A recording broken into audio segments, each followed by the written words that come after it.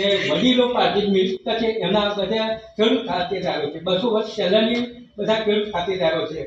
અને એમના જવાનો રસ્તો હતો અમારે બધાને ચોમાસાનો રસ્તો અને અત્યારે બંધ કરી દીધો છે તો ખેડૂત ખાતેદારો જાય કઈ રીતે ખેતરમાં અને આજુબાજુ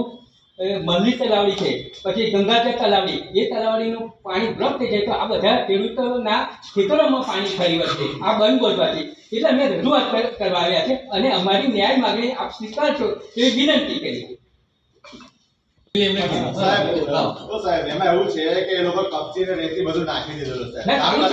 બંધ કરવામાં આવે એ ગવર્નમેન્ટ જગ્યા છે અને આવતા દિવસોમાં 2-4 દિવસો પછી બાજરીની વાવણી કરવાની છે અને લોકોના પાકો તૈયાર છે 2015 ખેતરોના પાકો તૈયાર છે. હવે ટ્રેક્ટર જવાનો રસ્તો જ નથી તો હવે વાવણી કરીશું કેવી રીતના? ઓલરેડી સાહેબ બળદ બધું બહુનો પાક ચાલુ છે પણ સાહેબ અમારે તમને એ વખતે અમે રજૂઆત કરી કારણ કે રસ્તો એક જ છે, બળદ ચરાવવા જવું ગાયો ચરાવવા જવું ક્યાંથી લઈ જવાય એમને કારણ કે ખાડો ખોદી નાખે રસ્તો બ્લોક કરી દીધો એક જ રસ્તો છે. આટલા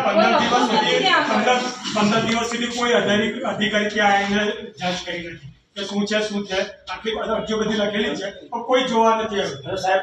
ખાલી માત્ર તમને ફોર્મેલિટી માટે નથી, તમે અમને ન્યાય મળશે એટલા માટે અમારી પાસે આવ્યા છે તો પ્લીઝ આના પર ખાસ કરીને આપો.